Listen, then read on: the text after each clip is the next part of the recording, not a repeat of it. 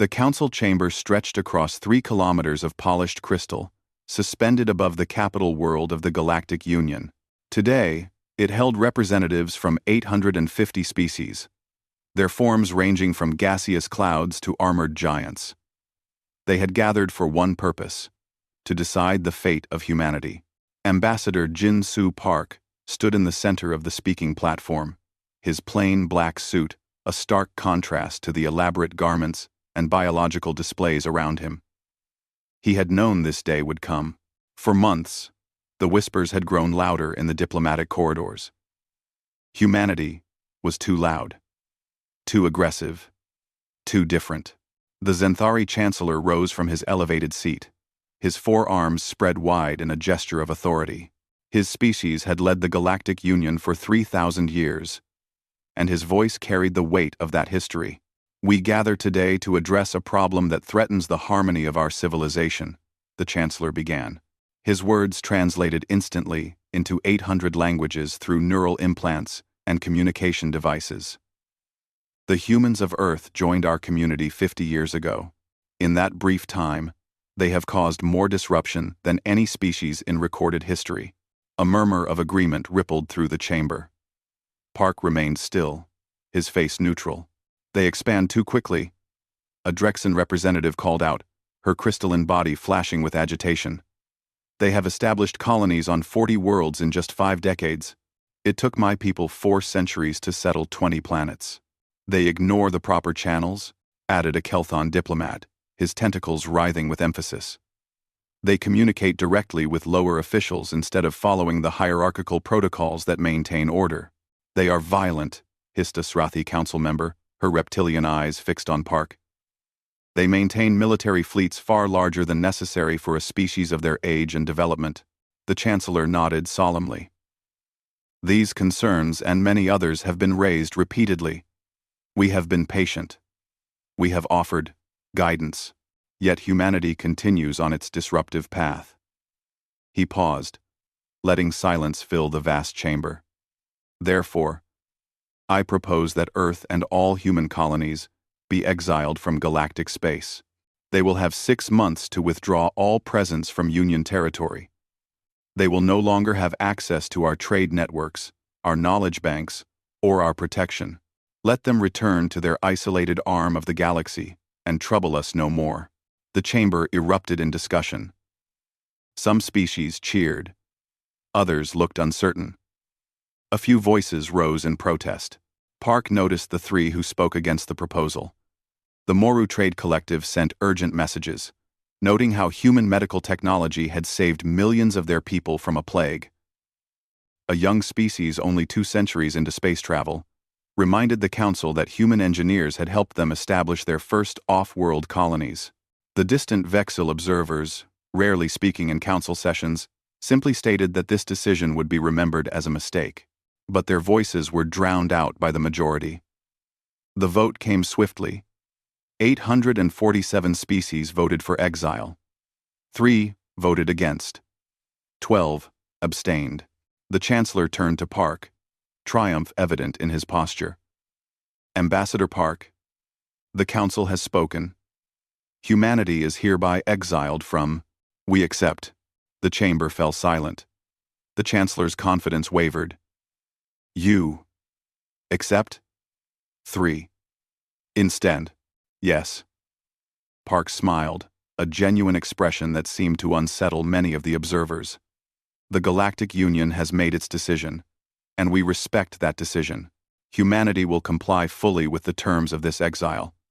We will begin our withdrawal immediately. You have 6 months, the Chancellor said, recovering his composure. We will be gone in 3, Park interrupted gently. There is no need for delay. You have asked us to leave, and we will leave. We harbor no resentment. We wish you all well in your future endeavors. The Drexen representative leaned forward. You will not protest? Make demands? Threaten consequences? Park looked at her with something like pity. Why would we? You have made your choice. We will make ours. Our colonies are already receiving withdrawal orders. Our trade posts are being packed. Our diplomatic staff are preparing to depart. We came to this galaxy in friendship, but we will not stay where we are not wanted. He turned slowly, making eye contact with representatives across the chamber. I want to thank the species who welcomed us, the Moru, the Prin, the Vexil, and several others showed us genuine kindness. We will not forget that. As for the rest, he paused, his smile never fading. We hope your future is everything you wish it to be. The Zenthari Chancellor found himself confused by this response. He had expected anger, perhaps even military threats. Humanity had warships. After all, they could have made trouble. Instead, this calm acceptance felt wrong somehow. This council meeting is adjourned, the Chancellor declared, eager to end the uncomfortable situation. As Park walked toward the exit, the Moru representative approached him quickly. Ambassador, I am sorry. We tried to stop this. I know, Park said warmly. Your friendship meant more than you realize. Stay in touch, if you can. Through private channels, the Moru's eyes widened slightly, understanding the implication, and he nodded. Within hours, human ships began moving. Colonies started packing equipment and supplies. Trade posts shut down operations. Orbital stations fired maneuvering thrusters, beginning journeys back toward Earth space. The efficiency shocked the galaxy. Species that took years to establish a single colony watched as humans dismantled dozens of settlements in weeks. They worked with quiet determination, refusing assistance, taking everything they had brought and built. On the observation deck of the council station, the Zenthari Chancellor watched a human cargo fleet depart from a nearby moon. Thousands of ships moving in perfect coordination. They are leaving so quickly, his aide observed. Almost as if they were prepared for this. The Chancellor said nothing. But a small, cold feeling settled in his chest. The humans had not seemed surprised at all. They had accepted exile, with a smile. He pushed the thought away. Humanity was gone. The disruption would end. The galaxy would return to its proper order. This was a victory. But as he watched the last human ship jump to faster-than-light speed, disappearing from galactic space, he could not shake the feeling that something important had just been lost. In the empty spaces where human colonies had been, automated systems continued running. Medical facilities, communications, relays, defense networks, all the infrastructure humans had quietly built into the fabric of galactic society. They would fail soon enough without maintenance. But that, the Chancellor told himself, was humanity's problem. Now, they were gone. The evacuation became the most watched event in galactic history. News networks from hundreds of species broadcast continuous coverage as humanity withdrew from every corner of Union space. What amazed observers most was not the speed, but the thoroughness. The human colony on Vexar Prime had been established 20 years earlier. 5 million humans lived there in 3 major cities. Everyone predicted the evacuation would take months, and that humans would have to abandon much of their infrastructure. It took 4 weeks. Massive cargo ships descended to the cities every day, loading entire factories, power plants, and water treatment facilities. Humans dismantled their buildings piece by piece, taking even the materials they had used for construction. When they finished, the 3 city sites were empty plains, with only foundation marks showing where humanity had been. A Kelthon journalist sent a drone to survey the abandoned sites. They have taken everything, she reported with disbelief in her voice. Even the decorative trees they planted in the parks. Even the monuments they built to commemorate their arrival. It is as if they were never here. Known. This pattern repeated across all 40 human colony worlds. They left nothing behind except the bare land they had leased or purchased. Any technology they had installed, any improvements they had made, all of it was packed up and shipped out. The Drexen Confederacy had 7 human trade posts within their territory. These posts had employed 30,000 Drexen citizens, and processed 40% of the Confederacy's imports. When humans dismantled the posts, those Drexen workers found themselves unemployed. The imports stopped flowing. The Confederacy's trade minister contacted the nearest human evacuation coordinator. "Surely you will sell us the facilities," she said. "We will pay fair market value." The coordinator, a tired-looking woman named Captain Rodriguez, shook her head. "We built those facilities with our own resources. They are ours to take, but the economic disruption should have been considered before voting for our exile," Rodriguez said without anger. "We are not trying to hurt you. We are simply taking what belongs to us." The Drexen minister tried a different approach. "At least leave your workers housing. Those buildings could be repurposed." "No, we will take everything we brought, everything we built, and everything we earned." That was not included in the exile terms, so we assume it is permitted. When the Drexen minister consulted the council, she found that Rodriguez was correct. The exile specified that humans must leave. It said nothing about what they could take with them, but the real crisis emerged in the technical infrastructure. Humanity had been part of galactic society for 50 years. In that time, they had quietly made themselves useful in hundreds of small ways that nobody had noticed. The Esrathi Dominion discovered this when their communications network began experiencing strange disruptions.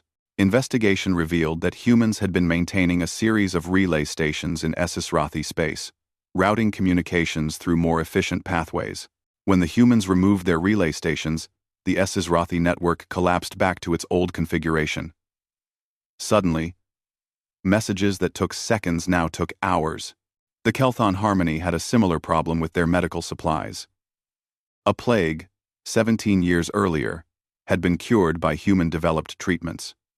The Kelthons had assumed they understood the manufacturing process, but when they tried to produce the medicines themselves, the quality was inconsistent, and the yield was 40% lower than when humans made them. Within months, stockpiles began running low. The most serious problem hit the Drexen Confederacy. 3 critical relay stations in Drexen space maintained faster-than-light communications across their entire civilization. The Confederacy had built the stations 200 years earlier, but the technology was old and maintenance was difficult. 10 years ago, they had hired human contractors to handle maintenance. The humans had done such excellent work that the Confederacy had renewed the contract every year since. It was a routine arrangement that nobody thought much about. When the humans withdrew, they naturally ended the maintenance contracts. The Confederacy assumed their own technicians could handle it. Within 2 months, 1 relay station began experiencing failures. Within 4 months, all 3 were operating at reduced capacity. The Drexen engineers worked desperately to fix them, but the human modifications had been subtle and complex. Without documentation, which humans had taken with them, the engineers were working blind. The Drexen trade minister sent an urgent message to Earth. It went unanswered. She sent 6 more. Finally, a response came from Ambassador Park, who was overseeing the evacuation from his ship. "We are no longer part of the Galactic Union," his message said politely. "Therefore, we cannot provide services within Union space. We wish you success in maintaining your infrastructure." The trade minister realized with horror that humans would let the relay stations fail rather than violate their exile. Throughout the galaxy, similar stories emerged. Human doctors had been treating patients of other species with unique methods. Human engineers had designed custom solutions for infrastructure problems. Human merchants had created trade networks that connected previously isolated markets. Human researchers had collaborated with alien scientists on hundreds of projects. All of it stopped. The Moru Trade Collective watched this with growing concern. They had voted against the exile and had maintained friendly relations with humanity. Quietly, they approached human representatives with a proposal. "We would like to continue our partnership," the Moru negotiator said to a human trade official, "through private channels, outside of official union business." The human, a businessman named Chen Wei, considered this carefully. You understand that the Union might view this negatively? We accept that risk. Your friendship has value. We would like to preserve it. Chen smiled. Then we will stay in touch. What we cannot do officially, perhaps we can do privately. Other species noticed that Moru ships began making regular trips beyond the galactic rim, toward the area where humanity had withdrawn. The Moru said nothing about what they were doing there. 3 months after the council vote, the last human diplomatic vessel prepared to leave Union space. Ambassador Park broadcast a final message to the Galactic Union. To all species of the Union, we say farewell. We came to you in friendship and hope to build something lasting together. That was not possible, and we accept this reality. We leave with no anger in our hearts. We hope your civilization thrives, and that you find the peace you sought by removing us. To those species who stood with us, especially the Moru, the Prin, and the Vexil, you have our eternal gratitude. To everyone else, we simply say, we wish you well. May you find everything you hoped to achieve. The transmission ended. Park's ship jumped to faster than light speed. The last human presence in Union space disappeared. The Zenthari Chancellor watched the departure from his office. Around him, reports piled up about disruptions, economic problems, and technical failures related to humanity's withdrawal. He had expected some disruption. He had not expected this. His aide entered with another report. Chancellor, the Prin representative has submitted a formal request. They ask the Council to reconsider the exile and invite humanity back. Denied, the Chancellor said immediately. The decision is made. The galaxy will adjust. But as he looked at the reports, he wondered how long that adjustment would take, and whether humanity would even want to come back if asked. In the darkness beyond the galactic rim, thousands of human ships gathered around Earth and her colonies. They had left the galaxy behind. What they would do next, only time would tell. 20 years passed in the Galactic Union. 20 years of slow adjustment to a reality without humanity. The galaxy had moved on. Or so the species told themselves. The Drexen Confederacy never did fix their relay stations properly. They functioned at 60% capacity, and Drexen engineers had learned to work around the limitations. Communication across Drexen space was slower and less reliable, but it worked, most days. The Kelthon Harmony still produced the medicines humans had developed, but at lower quality and higher cost. The treatments saved lives, just fewer lives than before. The Kelthon medical director had tried 17 times to contact human researchers for advice. No responses ever came. The Esizrathi Dominion rebuilt their communication network using their own technology. It cost 3 times as much and worked half as well as what humans had maintained. The Esizrathi accepted this as the price of maintaining proper order. Trade routes that humans had pioneered became dangerous. Pirates discovered that without human patrol ships, these routes were undefended. The Union military tried to fill the gap, but their ships were designed for territory disputes between member species, not for hunting criminal fleets. Merchant captains began avoiding entire regions of space that had once been safe. The Moru kept trading with humanity in secret. Their economy flourished in strange ways. New medical devices appeared in Moru markets. Ones that seemed remarkably similar to human designs, but were claimed as Moru inventions. Nobody questioned this too closely. The Moru had always been clever traders. The Zenthari Chancellor grew older. His 4th term was ending, and he took pride in what he had accomplished. The galaxy was more orderly now, less chaotic. The disruption of the human presence was behind them. When other species complained about economic problems or technical failures, he reminded them that these were temporary difficulties. The price of maintaining civilization. Then the Vrax came. The first warning arrived from an observation post on the galactic rim. The scientists there detected massive energy signatures approaching from dark space, the vast emptiness between galaxies. At first, they thought it was a natural phenomenon, perhaps a rogue star cluster. The observation post sent 3 more reports before it went silent. A military scout ship investigated. Its last transmission showed something that made no sense to the analysts who reviewed it. Thousands of organic ships, each one the size of a moon, moving in perfect coordination. They were consuming everything in their path. Planets, stations, even asteroids. All matter was being absorbed into the fleet, converted into more ships. The Vrax swarm had found a new galaxy to devour. They hit the outer rim systems with overwhelming force. The first species to fall were the ones living on former human colony worlds. These species had taken over the empty planets after humans left, thinking they had gained valuable territory. They never understood what humans had built there. The colony worlds had defensive networks woven into their infrastructure. Subtle systems that could have provided early warning and coordinated resistance. But the new inhabitants had dismantled much of what they found, not recognizing its purpose. When the Vrax arrived, these colonies fell in days. The news reached the Council too late to help. By the time the Union military mobilized, 12 species had been completely destroyed. Their worlds were empty rocks now, stripped of all biological matter and useful elements. The Galactic Union fleet assembled near the border.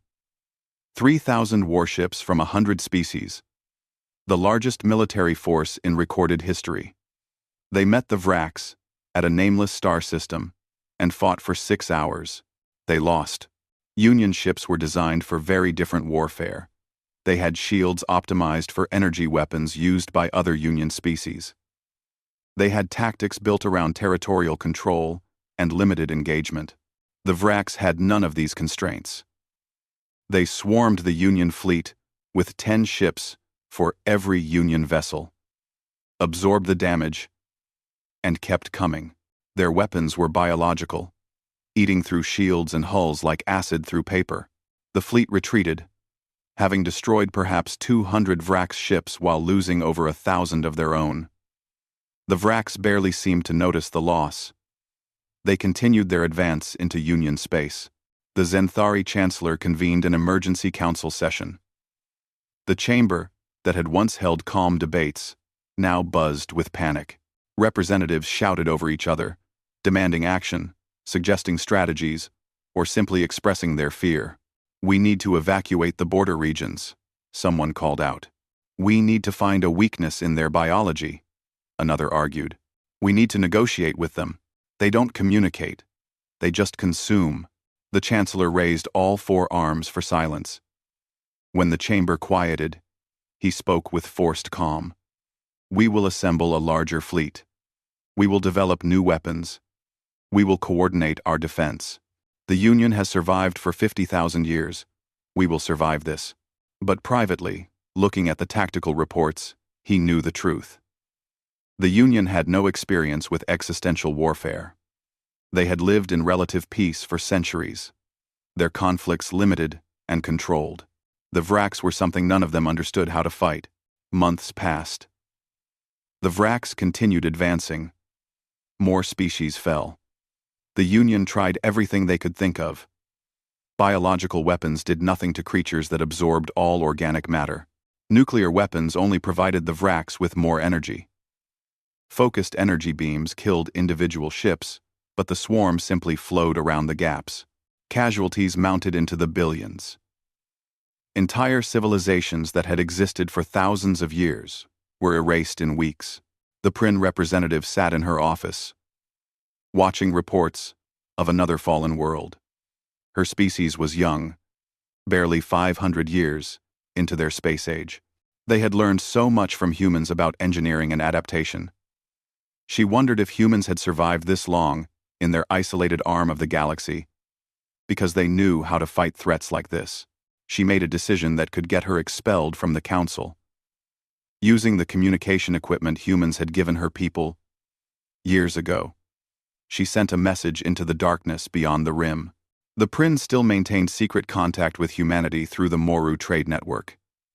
She had no authority to speak for the Council, but someone had to try. "This is Ambassador Li Shen of the Prin colonies. I am sending this message to Earth and all human worlds. The Galactic Union is facing extinction. A force called the Vrax Swarm is consuming our galaxy. We cannot stop them. Billions have died. More will die. The Council will not ask for your help. They are too proud. But I am not asking as a Council member. I am asking as someone who remembers your kindness 20 years ago. If you can hear this message, if you still care about the species who live in this galaxy, please help us. We are dying. She sent the message and waited. Days passed with no response. She sent it again and again. Each time, nothing came back. The Vrax reached the mid-rim systems. The Kelthon Harmony fell. The Assesrathi Dominion lost half their territory. Even the mighty Drexen Confederacy was collapsing, their poorly maintained relay stations failing under the stress of coordinating the retreat. Ambassador Li Shen prepared to send her message a 7th time. She no longer believed humanity would answer. They had left this galaxy behind. Why would they return to save the species who had exiled them? But she sent it anyway, because there was nothing else to do. In the council chamber, the Zenthari Chancellor refused to even discuss contacting humanity. We will not beg for help from exiles, he declared. We will find our own solution. He had no solution to find. None of them did. The galaxy was dying, and no one was coming to save it. Then, at the collapsing front lines near the Drexen border, sensors detected multiple faster-than-light signatures approaching from beyond the rim. Hundreds of them. Big ships, moving fast. The sensors struggled to identify them. The ship designs were unfamiliar, but the energy signatures matched human technology. After 20 years of silence, humanity had returned. The human warships appeared at the edge of the battle zone, like ghosts emerging from darkness. 200 vessels in the first wave, each one larger and stranger than the exploration ships the galaxy remembered from 20 years ago. These were purpose-built warcraft, their hulls covered in armor that seemed to absorb light, their weapons arrays visible even at long range. Admiral Choi Min-jun stood on the bridge of the flagship Indomitable, watching the tactical display. The Vrax swarm filled her screens, thousands of organic ships consuming everything in their path. Behind them, the remains of a Union defense fleet retreated in disorder. All ships, she said calmly into the fleet channel. Engage pattern Delta. Target the hive ships first. Stay in formation. Remember your training. The human fleet moved forward with practiced precision. They did not communicate with Union military command. They did not ask for orders or permission. They simply fought. The Vrax noticed the new arrivals and redirected a portion of their swarm. 500 Vrax ships turned toward the human fleet, moving to overwhelm them with numbers as they had overwhelmed every other force they had encountered. They had never fought humans before. The human ships opened fire at maximum range. Their weapons were not the energy beams or missiles the Union used. These were kinetic accelerators firing projectiles at a significant fraction of light speed, and biological disruptors that targeted the organic components of Vrax ships with frequencies designed specifically to disrupt their cellular structure. 50 Vrax ships died in the first volley. The swarm surged forward, absorbing the losses. They closed the distance, preparing to use their acid weapons and boarding organisms. The human fleet did not retreat. Instead, they accelerated forward, directly into the swarm. At close range, their point defense systems activated, creating fields of destruction around each ship. Smaller Vrax vessels that got too close were shredded by thousands of automated turrets. Admiral Choi watched the tactical display with satisfaction. 20 years of preparation was paying off. Humanity had known something like the Vrax would find them eventually. They had studied the limited data available about hive mind species, about biological warfare, about existential threats.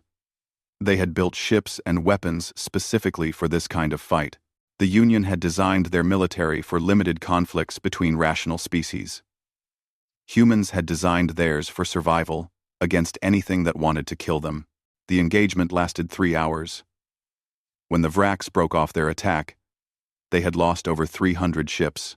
The human fleet had lost 12 vessels. Their crews evacuated before the ships were deliberately rammed into Vrax hive clusters as final attacks. The surviving human ships regrouped and moved to the next battle zone, where another Vrax concentration was attacking a Kelthon colony world. They did not stop to celebrate or rest. They fought with the efficiency of a species that understood what was at stake.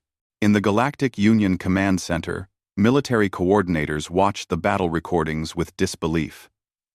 The Zenthari military commander replayed the footage 3 times, trying to understand what he was seeing.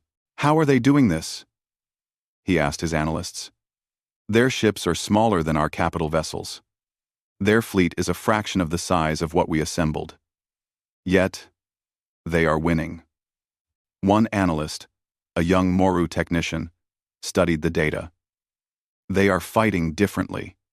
Look at their targeting patterns. They are not trying to destroy every Vrax ship. They are targeting specific vessels in each cluster. The larger ones that appear to be coordinating the swarm. Hive ships," another analyst confirmed. "The humans are targeting command and control. When they destroy a hive ship, the surrounding Vrax vessels become disorganized for several minutes before another hive ship takes control." The Zenthari commander felt something he had not experienced in his long military career: inadequacy. His forces had tried to fight the Vrax with conventional tactics, treating them like an enemy fleet to be defeated through superior firepower. The humans understood that the Vrax were not a fleet. They were a biological system, and systems could be disrupted.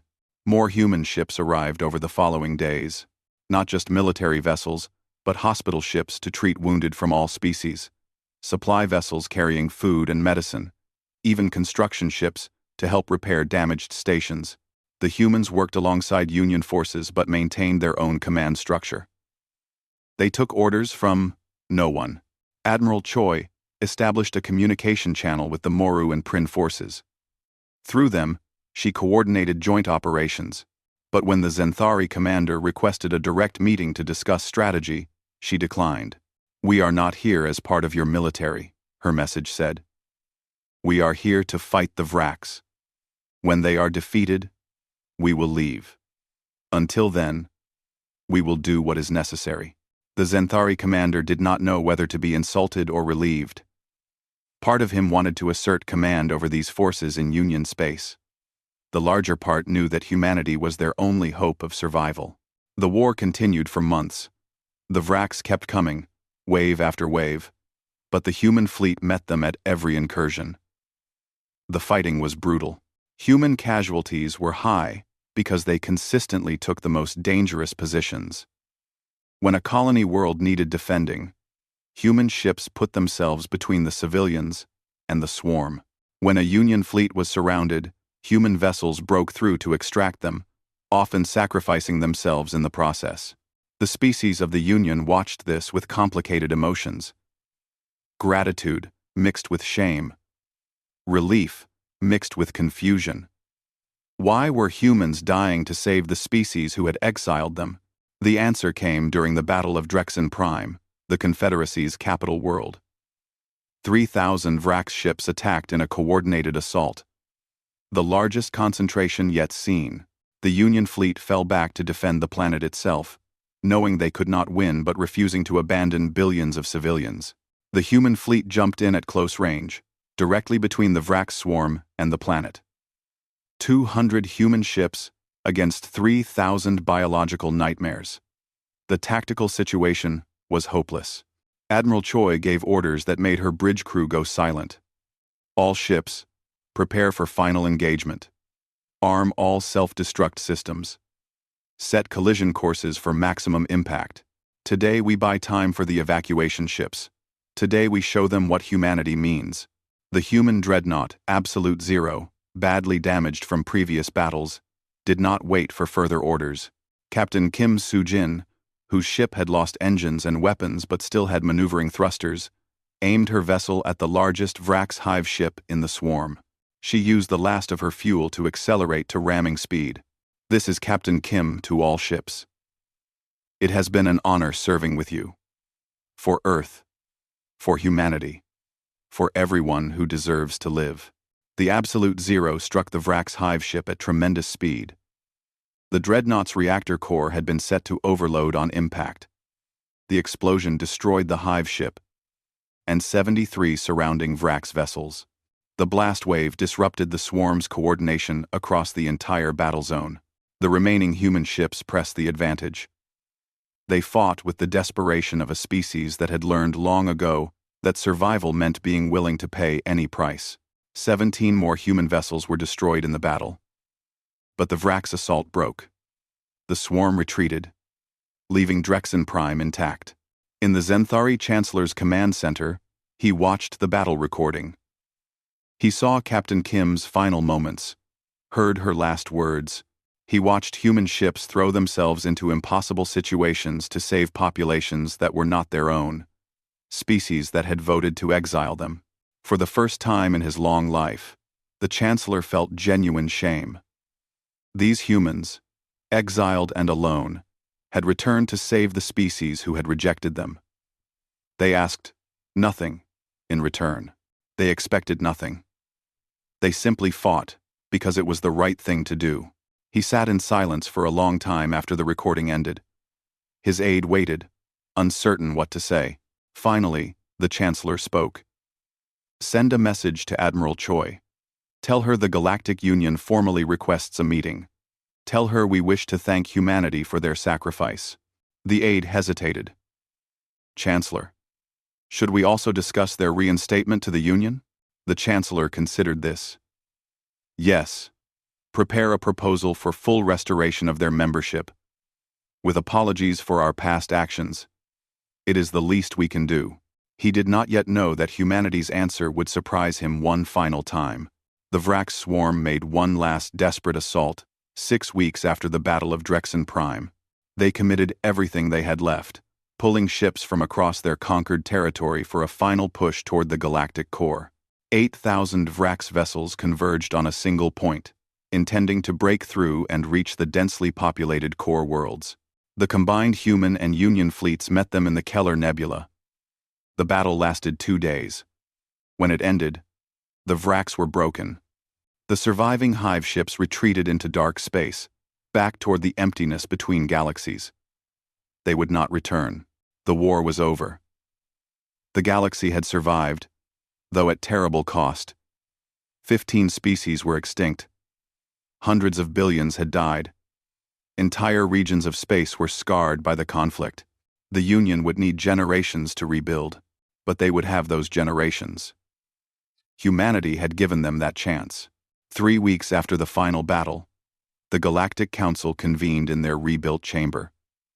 Representatives from every surviving species filled the Crystal Hall. Today's session had only one item on the agenda: humanity's return. Admiral Choi Min-jun entered alone. She wore her military uniform, dark blue with simple rank insignia.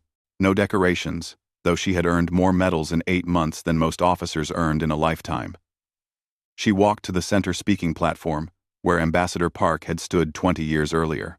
The Zenthari Chancellor rose from his seat. He looked older now, his forearms moving with less certainty. The war had aged everyone who lived through it. Admiral Choi, on behalf of the Galactic Union, I want to begin by expressing our profound gratitude. Humanity came to our aid when we faced extinction. You fought with courage and skill.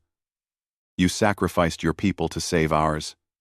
The galaxy owes you a debt that can never be fully repaid.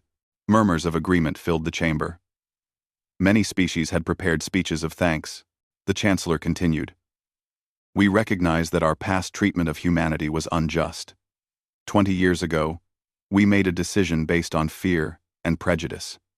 We exiled you from our civilization. We were wrong. Today, I stand before you to formally apologize for that injustice and to invite humanity back into the Galactic Union, not just as members, but as honored friends. Other representatives began speaking, offering their own apologies and thanks. The Drexen Trade Minister spoke of how human sacrifice had saved her homeworld. The Kelthon Medical Director described how human hospital ships had treated millions of wounded. The Asrathi military commander praised human tactical innovation. Admiral Choi listened to each speech politely. Her expression remained neutral. When the last speaker finished, she waited for the chamber to fall silent before responding. On behalf of humanity, I accept your gratitude. We did not fight for recognition or reward, but it is good to be acknowledged. I also accept your apologies. The past is the past. We do not hold resentment. The Chancellor nodded, relieved. Then you accept our invitation? Humanity will rejoin the Union? No. The single word fell into the chamber like a stone into still water. Shocked silence spread from the center platform outward. The Chancellor's arms dropped to his sides. No? He repeated, uncertain he had heard correctly. No. Admiral. Choi confirmed. Dam? She looked around the chamber, making eye contact with representatives across the hall. 20 years ago, you voted to exile us. You told us we did not fit in your civilization. You were right. She let that statement hang in the air for a moment before continuing. We did not fit because we approached problems differently than you did.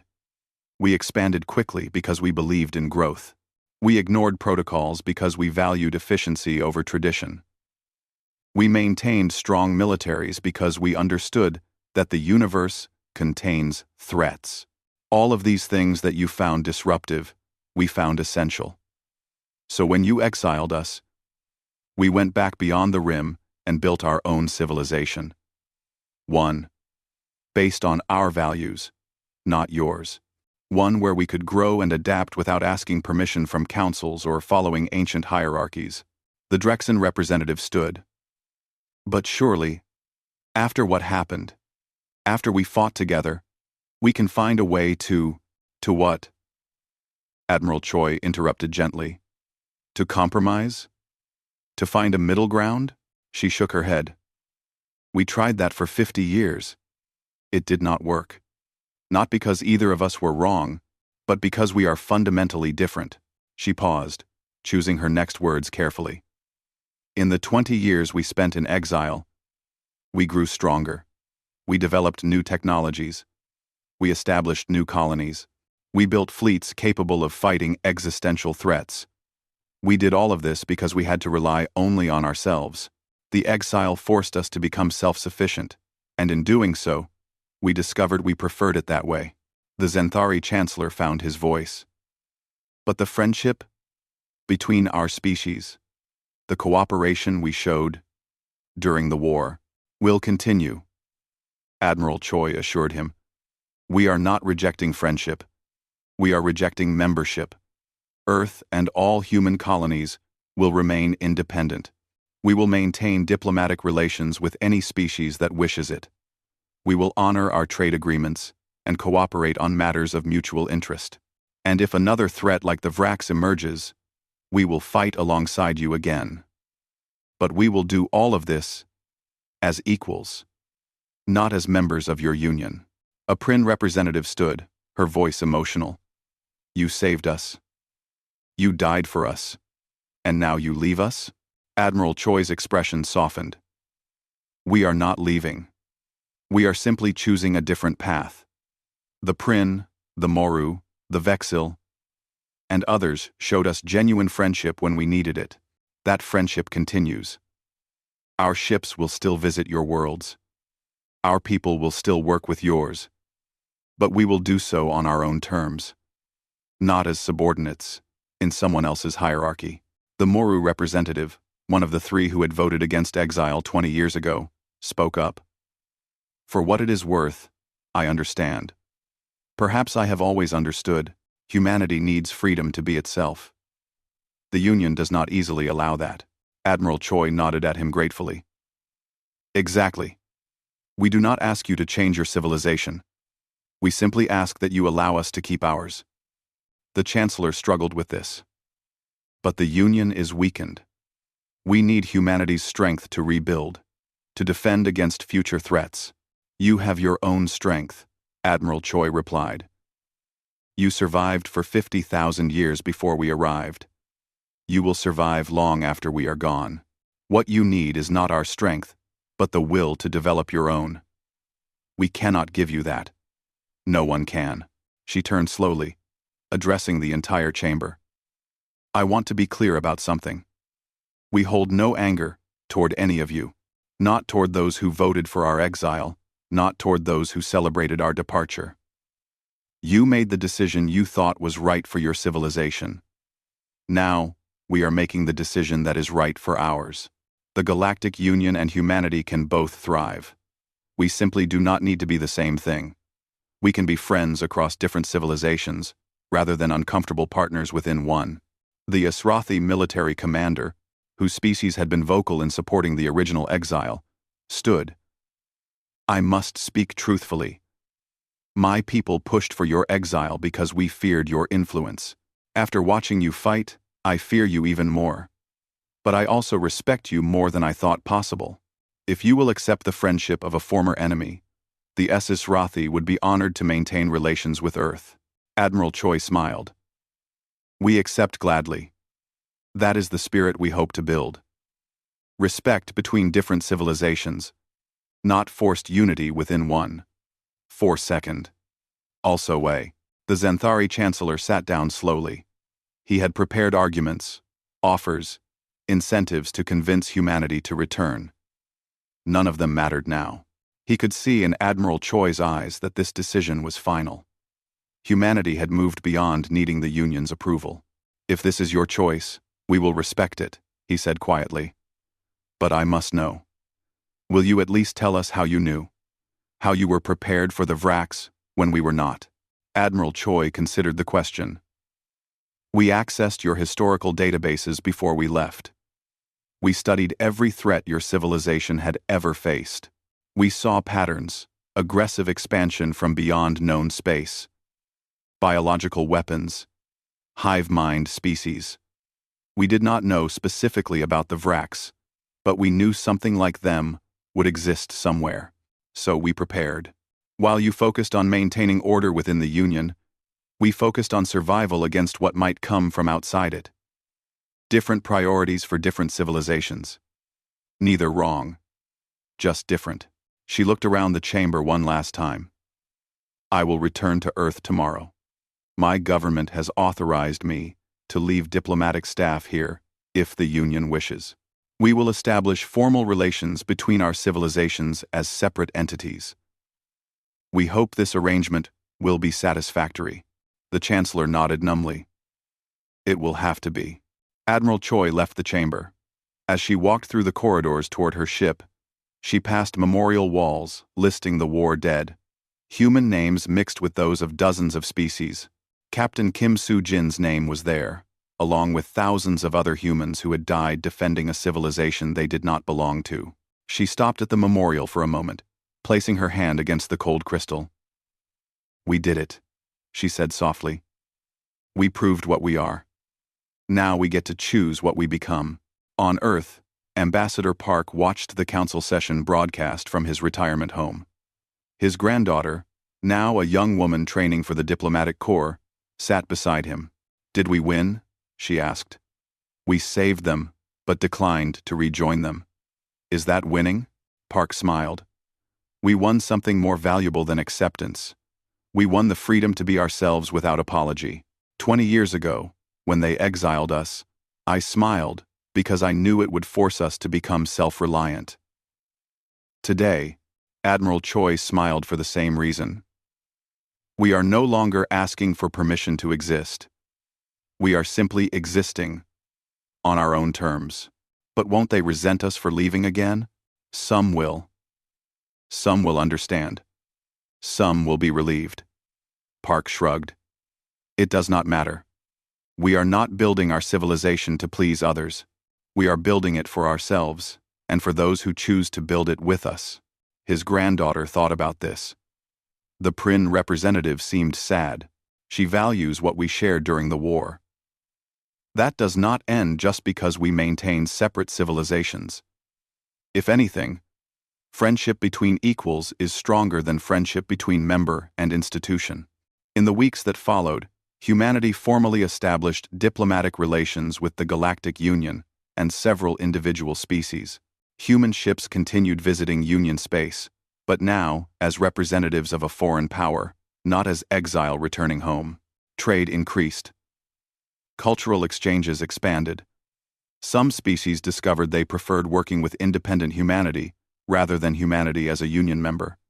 The relationship was cleaner, clearer. The Moru Trade Collective became the primary intermediary, their long friendship with humanity paying dividends. Young Prin colonists traveled to human worlds to study engineering, while human students visited Prin universities to learn their approach to sustainable development. The Vexil observers, who had quietly supported humanity from the beginning, opened full diplomatic relations. Even the Drexen and Esrathi, who had led the exile vote, found value in the new arrangement. They could work with humanity on specific projects without worrying about human influence on Union politics. The Zenthari Chancellor served out his final term and retired. In his last official act, he established a scholarship program funding exchanges between Union species and humanity. He never admitted it publicly, but his aides knew he had come to respect humanity's choice. Perhaps, he sometimes thought, the Union would benefit from learning some of humanity's independence. Admiral Choi returned to Earth as a hero, but she declined parades and celebrations. She had already accepted a new position, leading humanity's exploration of regions beyond the galactic rim, seeking new civilizations and new opportunities for cooperation on humanity's terms. 20 years after accepting exile with a smile, humanity had proven something important. They did not need the galaxy's approval to thrive. They did not need to be part of someone else's civilization to matter. They simply needed to be themselves, with all the strength and stubbornness that implied. The galaxy had learned to live without them once. Now both the galaxy and humanity would learn to live alongside each other as equals. Different civilizations with different values, cooperating when useful, respecting boundaries when necessary, and always remembering that friendship does not require submission. Earth and her colonies looked outward, toward the unexplored darkness beyond the rim. The galaxy they had left behind would be fine. And so would they. Retry Claude can make mistakes. Please double-check responses.